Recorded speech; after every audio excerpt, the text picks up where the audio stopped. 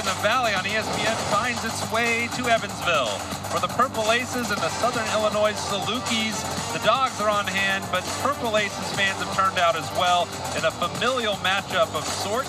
Jackie List, the star freshman for Southern Illinois, she is returning home. She's from the area, and she's been hitting well. And alongside Riley Angel, I'm Jonathan Matthes.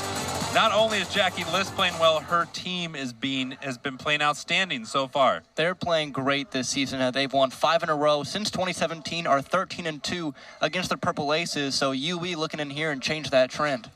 And the trend for Southern Illinois continued last time out as they took down the Billikens of St. Louis. Yeah, they had a really good game against St. Louis, a 10-2 win. Elizabeth Warwick, 3 for 3, 3 runs scored and 5 ribbies, and in the circle, 4 innings pitched, 2 Ks, and 1 earned run for Elliott Stinson. Pitcher warming up in the bullpen as Taylor skies it to left field. Borgstrom back, and that goes to a 2-home run inning in the 5th for Eastern Michigan, and this game is tied. Or do we go to the 10th? It's a dribbler. It's fair. Coming home. Play at the plate. Save! And Loyola wins! Wow. What a play at the plate. She slides into home. Wearing the classic Eastern Michigan uniforms today. 5th strikeout by an Eastern Michigan pitcher. And Brendan Horde looks to not be the 6th.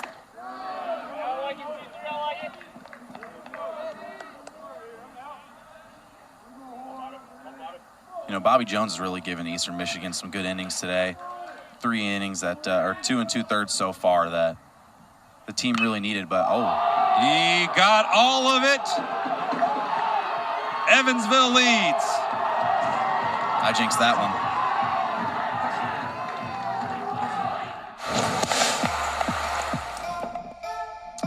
Brendan Horde with the sticky fingers. Didn't even have to slide. Look at him. He pops up. He makes the play. Agility like that from a catcher. Love to see it. Another one of the more hotter players for Evansville, Ben Stewart, the designated hitter. Looking takes to a strike. Being aggressive, swinging at the first pitch. You know, he's looking to keep himself going this series.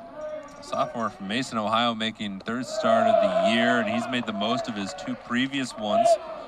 1 ball, 1 strike. He's 2 for 5 in this series with 2 walks. Struck out a couple times, but drove in a man. It has a double.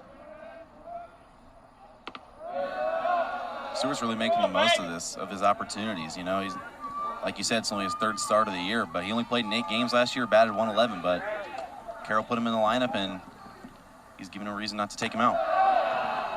3-1, and this is kind of the gap where Evansville's on-paper star player, Mark Schallenberger, got hurt first game of the series in warm-ups, just diving for a ball, broke a bone in his hand, and there's a swing and a miss from Stewart.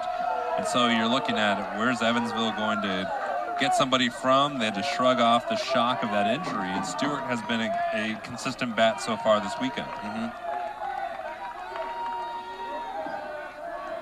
The 3-2.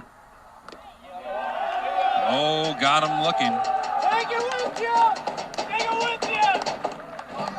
But, you know, when Schallenberger comes back from that injury, you know, they're going to look to get him back in that lineup, but you're not sure where it's going to be because Stewart's done so well. But that's a good problem for Coach Carroll to have. Too many hot bats, you know. Manager's dream right there.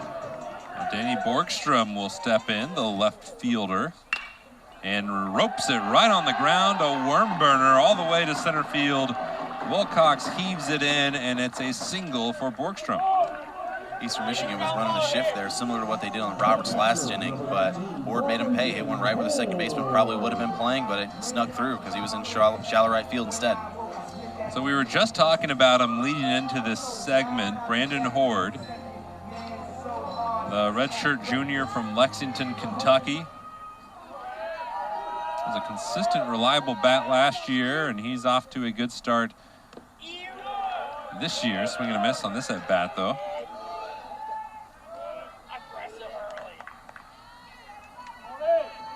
Batting .273 on the year. Just 1 for 7 here against Eastern Michigan, both Friday and yesterday. And it hit him. Oh, he's got them. 2 men on. So Borgstrom on second, Horde on first, and here's Ty Rumsey. Boink. That's why you wear those. That's why you wear those arm elbow pads. Those are painful when you get hit there. Nothing like it. It almost just takes it away. Yeah, it leaves you a little nostalgic for when it actually would hurt. Yeah. Probably don't miss that pain though. Rumsey lays down a nice bunt. Miller, one option, throws out the speedy Rumsey.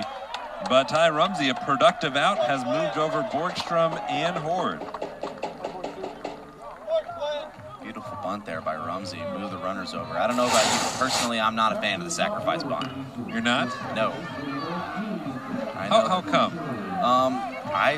Just the sabermetrics behind it. You take the badass in players' hands, maybe lose some confidence in them, but the run expected data, I mean, if you're moving 2 runners over, maybe I get it, but run expected data shows that you're supposed to score more runs with a runner on first and no outs than a runner on second with 1. What if the man laying down the bunt is batting 150 and is 0 for 5 in the series? Then maybe I don't mind it. I mean, it sounds like me in high school, I couldn't swing a bat, so maybe they should have had me bunt more. You could throw the sabermetrics out when Troy's batting. 2-0. I like it. Lost art. Yeah. Lost art. Got to get the guys over somehow. The Braves almost went this past year. First team go 162 without a sack bunt, but they eventually laid one down the 161st. Only 1 all season for them. What were they thinking? You just got to go the whole way at that point. Yeah, I know. I mean, I thought the same thing. I was tracking it. I was, as a proponent of getting rid of the sack bunt, I'm like, come on, Braves. Like, not really a Braves fan, but I was really hoping for it. Were they becoming your favorite team? You're like, finally, someone's listening to me as I call out from the wilderness to get rid of this sacrifice bunt. You know, I'll tell you what, they're rising in my rankings, that's for sure. The 3-0. That's a strike. Fugers showed a lot of power against Troy. He hasn't homered since. He had 3 against the Troy Trojans. You know, Fugers being the leadoff hitter, this is his first at-bat of the series with runners even on base. Everyone has come with the bases empty so far. Dribbles it. Glenn Miller. Oh, he's safe. He's off the bag. What about that? Little infield single there for Fugers. We'll see how it's scored. But a run comes in. Put the ball in play. Good things happen. So an RBI single for Fugers.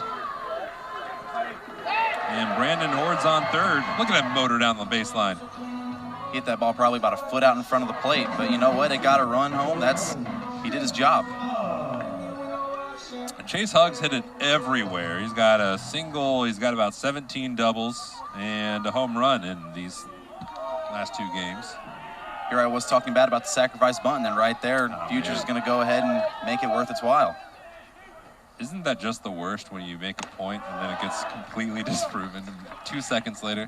Yeah, I was really trying to back it up, trying to get my points, and all of a sudden I have to eat my words. So 1 ball, no strikes.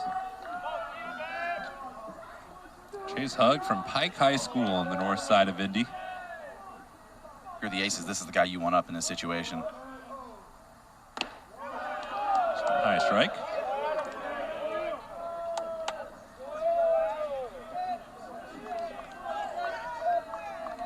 He's been hot with runners on this series, 3 for 4. You know, he's not new to pressure. He's got 1 runner in scoring position and then runners on the corners as he takes ball 2. I think it was Hugg said that he feels like he's add enough quality to the baseball team of athletic excellence. He wants to bring academic excellence to this Evansville baseball team too. I think he described himself as an academic weapon. Wants to be the academic weapon of the team, and he's been delivering. They need the athletic weapon here, and right now he's showing his optical excellence. This is 3-1. This is quite a hitter's count here. Don't want to load the bases, but at the same time, you don't want to give a hitter like Hugg a pitch right down the middle. He might torch you. And not really an ideal situation for Adam Felinsky. We'll see how he navigates it. Here's the 3-1. Inside, walked him.